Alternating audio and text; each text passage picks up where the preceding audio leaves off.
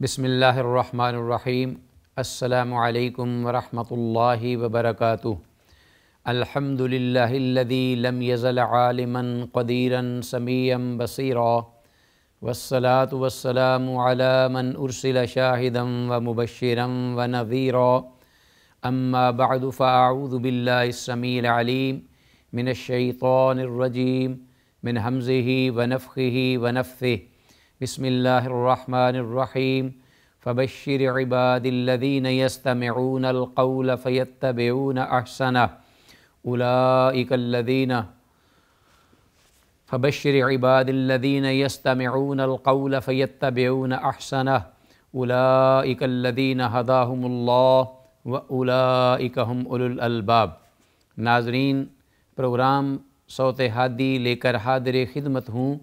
اور اللہ کی بارگاہ میں دعا گو ہوں کہ اللہ تعالیٰ اس پروگرام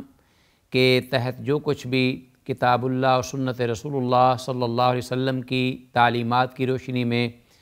ذکر کرنے کی توفیق دے، ساتھ ہی اللہ اس کو سمجھنے اور پھر ان تعلیمات پر عمل کرنے کی توفیق عطا فرمائے۔ اللہم ارنا الحق حقا وارزقنا اتباعہ وارنا الباطل باطلا وارزقنا اجتنابہ، آمین یا الہ العالمین۔ ناظرین، آج کی اس نشست میں جو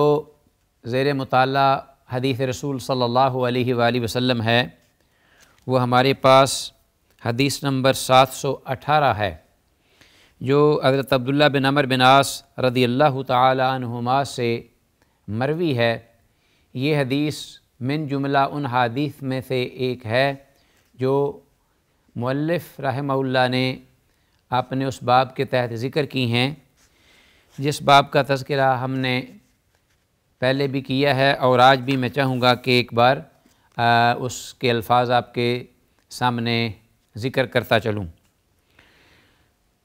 وہ باب اپنے الفاظ کے اعتبار سے قدر طویل ہے، لیکن اس کا مفہوم میں چاہتا ہوں کہ آپ کے سامنے رکھ دوں کہ ایسا زمانے کا روزہ صوم الدہر جس کی شریعت طاہرہ میں ممانعت ہے، اور ساتھ ہی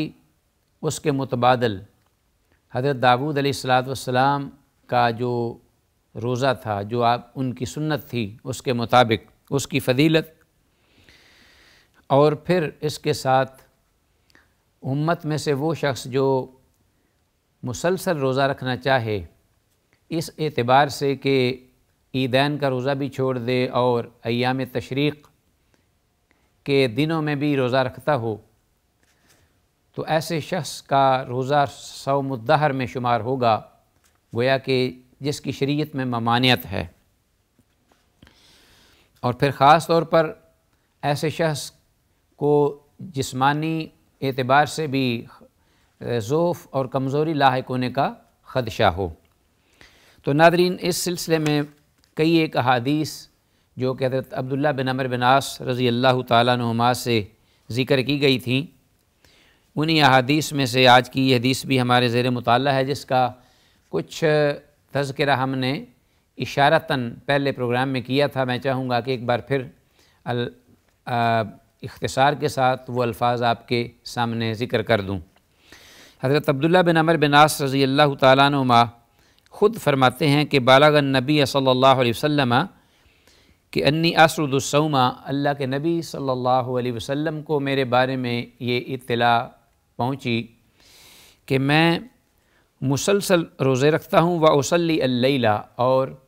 لگاتار رات کو قیام بھی کرتا ہوں۔ فاما ارسل الیہا واما لقیتہ، تو اس بات پر جب آپ کو یہ خبر میرے بارے میں آپ کو ملی، تو یا آپ خود میرے پاس تشریف لائے یا آپ نے میری طرف کوئی شخص بھیجا کہ میرے ساتھ ملاقات کیجئے، مجھے ملیے، یا میں خود بغیر آپ کے پیغام کے آپ صلی اللہ علیہ وسلم کی خدمت میں حاضر ہوا۔ اب ناظرین، یہاں جو اسرد الصوم و اصلی اللیل کے الفاظ ہیں، یہ اس بات کی طرف توجہ دلاتے ہیں کہ حضرت عبداللہ بن عمرو بن عاص رضی اللہ تعالیٰ عنہما کا یہ رات کا قیام اور یہ کثرت سے جو روزے تھے وہ اس حد تک ان میں شدت آ گئی تھی کہ رسول اللہ صلی اللہ علیہ وسلم کو خاص طور پر اس بارے میں تعلیمات سے انہوں نے نوازا اور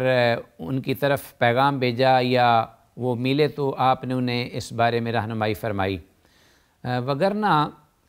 اگر عام روٹین کے مطابق کوئی روزے رکھتا ہے چاہے وہ کثرت سے ہی رکھے، جس میں کچھ اپنا افطار بھی ہوتا ہے، پھر اسی طرح اگر رات کا قیام ہے تو اس میں رات کا کچھ حصہ انسان آرام بھی کر لیتا ہے، تو ایسا قیام اللیل اور ایسے روزے ان کے بارے میں تو کوئی اعتراض کی بات نہیں ہے، بلکہ وہ فضیلت اور اجر اور ثواب کا ہی باعث ہیں، تقوی اور طہارت کی ہی دلیل ہیں ایک مرد مومن کے لیے۔ لیکن یہ جو انداز تھا جس میں حضرت عبداللہ بن عمرو بن عاص رضی اللہ تعالیٰ عنہ کو اس بارے میں تعلیمات سے نوازا گویا کہ ان کی یہ جو عبادت تھی وہ حد سے زیادہ بڑھ گئی تھی، اسی لیے آپ صلی اللہ علیہ وسلم نے یہ فرمایا فقال الم اخبر انک تصوم ولا تفطر، جیسا کہ الفاظ ہیں یہ کہ میں یہ اطلاع دیا گیا ہوں تمہارے بارے میں کہ آپ روزہ رکھتے ہیں اور افطار بالکل نہیں کرتے، روزہ رکھتے ہی چلے جاتے ہیں کئی دن تک، اور اسی طرح وتصلی وصم، اور اسی طرح آپ جو ہے وہ نماز پڑھتے ہیں تو رات کی نماز پڑھتے ہی چلے جاتے ہیں پوری رات بسا اوقات بغیر آرام کیے۔ تو آپ صلی اللہ علیہ وسلم نے یہ فرمایا کہ انک تصوم ولا تفطر وتصلی فصم وافطر، روزہ بھی رکھیے اور افطار بھی کیجیے۔ یہ بہترین جو طریقہ تھا رسول اللہ صلی اللہ علیہ وسلم کا جو آپ نے بتایا وہ یہ الفاظ تھے، وقم ونم، اور قیام بھی کیجیے رات کا اور آرام بھی کیجیے۔ فإن لعینک علیک حقا او حظا، کیونکہ آپ کی آنکھ کا آپ پر حظ ہے، حظ یعنی وہ بھی حق رکھتا ہے آرام کا، اسے بھی حصہ چاہیے، کچھ وقت چاہیے۔ وإن لنفسک وأہلک علیک حقا او حظا، کیونکہ پہلی حدیث جو ہے اس میں حقاً کے الفاظ بھی ہیں اور حظاً کے یہاں الفاظ ہیں، کہ جس کا مطلب یہ بھی ہے کہ اس کا بھی یہ حق ہے کہ وہ آرام میں سے کچھ حصہ وصول کرے، یعنی وہ تیرے جسم کے اعضاء ہیں اور جسم کے اعضاء کا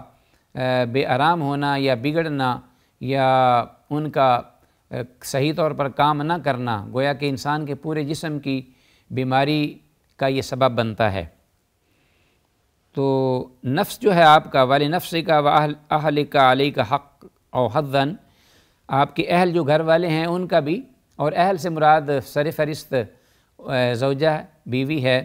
پھر اس کے ضمن میں دیگر افراد بھی ہیں جو اولاد ہے یا جس کی وہ کفالت کرتا ہے انسان۔ ظاہر ہے کہ اگر وہ آرام کیے بغیر کوئی محنت کرتا چلا جاتا ہے یا عبادت و ریاضت کثرت سے کرے گا تو پھر اس سے اسے جو کمزوریاں لاحق ہوں گی یا ہو سکتا ہے اس کا جسم بھی بیمار اور لاغر پڑ جائے، تو جس خاندان کی وہ کفالت کر رہا ہے بشمول اپنی بیوی کے، وہ پورا جملہ افراد وہ بھی متاثر ہوں گے، ان کے حقوق بھی متاثر ہوں گے، اس میں سر فہرست بیوی اور بچے ہیں اور دیگر بھی گھر کے افراد ہو سکتے ہیں، والدین بھی ہو سکتے ہیں جن کی صحیح کفالت نہیں ہو سکتی۔ قال انی لاقوی لذلک، کہتے ہیں کہ میں سے زیادہ اللہ کے رسول صلی اللہ علیہ وسلم طاقت رکھتا ہوں اور قوت رکھتا ہوں۔ یہ انہوں نے اپنے طور پہ یہ بات کہہ دی رسول اللہ صلی اللہ علیہ وسلم کی ان تعلیمات کے مقابلے میں۔ قال، آپ صلی اللہ علیہ وسلم نے فرمایا فصم صیام داود علیہ السلام، تو پھر آپ داود علیہ السلام کا روزہ رکھیے۔ قال وکیفا، انہوں نے کہا کہ داود علیہ السلام کا روزہ کیسا تھا یا کیا ہے؟ تو آپ صلی اللہ علیہ وسلم نے فرمایا کان یصوم یوماً ویفطر یوماً، اللہ کے نبی صلی اللہ علیہ وسلم ایک دن روزہ رکھتے تھے اور ایک دن روزہ افطار کرتے تھے۔ ولا یفر اذا لاقا، اور آپ جب دشمن کو فیس کرتے یا سامنا کرتے، اللہ کے دین کے دشمن اور اللہ کے انبیاء کے جو دشمن تھے کفار، ان کا سامنا کرتے حضرت داؤد علیہ الصلوۃ والسلام، تو وہ میدان چھوڑ کر نہیں بھاگنے والے تھے۔ قال من لی بہذہ یا نبی اللہ۔ اب یہ بات جب سنی حضرت عبداللہ بن عمر رضی اللہ عنہما نے، تو وہ فوراً رسول اللہ صلی اللہ علیہ وسلم کی اس بات کے جواب میں کہتے ہیں کہ اے اللہ کے نبی صلی اللہ علیہ وسلم، یہ بھلا کیسے ممکن ہے کہ میں کثرت صیام اور ایک طویل مسلسل رات کے قیام یا عبادت کے ہوتے ہوئے اپنے جسم میں جو کمزوری اور لاغر پن محسوس کروں گا، تو اس کے نتیجے میں جو ایک میدان ہے اللہ کے دین کا اور سربلندی کا اور اللہ کے دین کے نفاذ کا، اس میں دشمن سے بھاگ جاؤں۔ گویا کہ ان کا یہ کہنے کا مطلب یہ تھا کہ یہ کیسے ممکن ہے کہ ایک نیکی کے حصول کے لیے میں یہ عبادت کرتا ہوں، اور اگر اس کے بدلے میں مجھے وہاں سے بھاگنا پڑتا ہے اس عبادت کی بنا پر یا اس کے نتیجہ میں، تو وہ تو میرے لیے سراسر نقصان ہے، کیونکہ وہ کبائر میں سے ہے۔ بھاگنا دشمن کے سامنے سے میدان چھوڑ کر، جس طرح کہ حدیث میں آتا ہے وَالتَّوَلِّ یوم الزحف، یہ کبائر میں سے گناہوں میں سے گناہ ہے کہ انسان جو ہے وہ دشمن کے مقابلے پر پیٹھ پھیر کر بھاگ جائے۔ تو یہ ممکن نہیں۔ گویا کہ وہ اس بات کا اعتراف کر رہے تھے کہ میں اس پر بھی قدرت اور طاقت رکھتا ہوں کہ میدان جہاد میں بھی اپنے آپ کو ثابت قدم رکھوں اس عبادت کے ہوتے ہوئے۔ تو قال عطاء احد الروات، حضرت عطا جو کہ ایک راوی ہیں اس حدیث کی جو چین ہے اس میں سے، جو روات کا سلسلہ ہے اس حدیث پر، اس میں سے حضرت عطا جو ہیں وہ کہتے ہیں کہ لادری، میں نہیں جانتا کیف ذکر صیام الابد، کہ مجھے یہ محسوس معلوم نہیں ہوا کہ اس حدیث میں جو صوم دہر کا ذکر کس طرح آ گیا ہے۔ کیف ذکر صیام الابد، قال النبی صلی اللہ علیہ وسلم لا صام من صام الابد مرتین، اللہ کے نبی صلی اللہ علیہ وسلم نے یہ فرمایا کہ اس شخص کا روزہ نہیں جس نے ہمیشہ کا روزہ رکھا۔ یعنی وہ کہتے ہیں کہ مجھے اتنا یاد ہے کہ حضور صلی اللہ علیہ وسلم نے یہ الفاظ فرمائے تھے اس دوران حضرت عبداللہ بن عمر بن عاص رضی اللہ تعالیٰ عنہما کو، لیکن مجھے یہ محسوس نہیں ہوتا، معلوم نہیں ہوتا کہ کس ضمن میں یا کس طرح یہ بات ضمن آ گئی کہ آپ صلی اللہ علیہ وسلم نے یہ الفاظ فرمائے، اور آپ نے 2 بار یہ الفاظ فرمائے، لا صوم من صام الابد مرتین۔ تو یہ اصل میں حدیث کے جو الفاظ ہیں آخری، ان کی مطابقت ہوتی ہے حدیث کے باب سے جو کہ مؤلف رحمہ اللہ نے شروع میں ذکر کیا ہے کہ وہ شخص جو کہ ہمیشہ کا روزہ رکھتا ہے یا مسلسل یا تسلسل کے ساتھ، تو آپ صلی اللہ علیہ وسلم نے گویا کہ یہ فرمایا کہ اس کا روزہ ہی نہیں ہے۔ تو ناظرین، یہاں آپ کا یہ فرمانا لا صوم من صام الابد، یعنی ہمیشگی کا روزہ مسلسل، تو ایک حدیث میں یہ الفاظ ہیں کہ لا صام ولا افطر اور ولا فطر، جامع ترمذی میں ولا افطر کے الفاظ ہیں، اور گویا کہ ممکن ہے کہ علماء یہاں کہتے ہیں کہ رسول اللہ صلی اللہ علیہ وسلم نے یہ الفاظ بد دعا کی شکل میں یہ ارشاد فرمائے ہوں کہ اللہ کرے تیرا نہ روزہ ہو نہ تجھے اس کا اجر و ثواب ملے، یعنی آپ کی مراد یہ ہو۔ تو بہرحال ظاہری الفاظ جو ہیں اس کا معنی بھی یہ ہے لا صام ولا فطر، یہ بھی الفاظ ذکر ہوئے ہیں۔ گویا کہ اس کا مطلب یہ ہے لا صام کہ جس نے یہ اس قسم کا روزہ رکھا گویا ایسے ہی ہے جیسے اس نے روزہ رکھا ہی نہیں، صرف پیاس اور شدت جو ہے اس کی بھوک کی اس نے اس کو برداشت کیا ہے۔ آتے ہیں اسی ناظرین باب کے ضمن میں جو حدیث آئندہ ہے ہمارے پاس، وہ ہے 719 719 جو حضرت عبداللہ بن عمر بن عاص رضی اللہ تعالیٰ عنہما کی ہے، اور مفہوم تقریباً یہی ہے، اس لیے ہم اختصار کے ساتھ اس کا تذکرہ کرتے ہیں۔ قدر الفاظ کا اختلاف ہے، اور اس حدیث کے الفاظ میں یہ ذکر ہوا ہے کہ حضرت عبداللہ بن عمر بن عاص رضی اللہ تعالیٰ عنہما فرماتے ہیں، قال علی النبی صلی اللہ علیہ وسلم، اللہ کے نبی صلی اللہ علیہ وسلم نے مجھے یہ فرمایا، کیا؟ انک لتصوم الدہر وتقوم اللیل، کہ تو مسلسل زمانے کا روزہ رکھتا ہے اور رات کو اسی طرح مسلسل قیام بھی کرتا ہے۔ یہ آپ نے بات فرمائی، گویا کہ حیرت و استعجاب کا انداز ہے، اور اس لیے بھی کہ یہ الفاظ اس بات پر دلالت کرتے ہیں کہ یہ طریقہ کار جو تھا عبادت کا اور روزے رکھنے کا مسلسل اس طرح کا، یہ صحابہ کرام رضوان اللہ علیہم اجمعین میں عام متداول نہیں تھا۔ اسی لیے آپ نے قدر حیرت سے اس قسم کا سوال کیا ہے یا الفاظ ادا کیے ہیں کہ انک لتصوم الدہر وتقوم اللیل، فقلت نعم، تو کہتے ہیں خود جو راوی ہیں کہ میں نے کہا کہ ہاں اللہ کے رسول صلی اللہ علیہ وسلم ایسی بات ہے۔ قال، آپ نے فرمایا، انک اذا فعلت ذلک، کہ اگر آپ نے یہ بات کہی یا یہ انداز اپنایا ہے عبادت کے بارے میں، تو حجمت لہ العین، تو پھر ایسی ہی عبادت میں اور ایسے مسلسل روزوں سے آپ کی جو آنکھ ہے، یہ نظر یا بینائی، وہ بیٹھ جائے گی۔ کمزوری کی وجہ سے آپ جانتے ہیں کہ جب انسان کوئی جسمانی کمزوری ہو، اسے وافر مقدار میں کیلوریز نہ ملیں یا شوگر جسم میں کم ہو جائے، تو سب سے پہلے یہ جو اعضائے رئیسہ ہیں بڑے، ان پر اثر پڑتا ہے، دماغ پر، دل پر، آنکھوں پر۔ تو انسان کی جو بینائی ہے ویسے بھی کم ہونے کا خدشہ ہوتا ہے، اور پھر ساتھ یہ ہے کہ آنکھوں میں جو تر و تازگی ہوتی ہے، شگفتگی ہوتی ہے،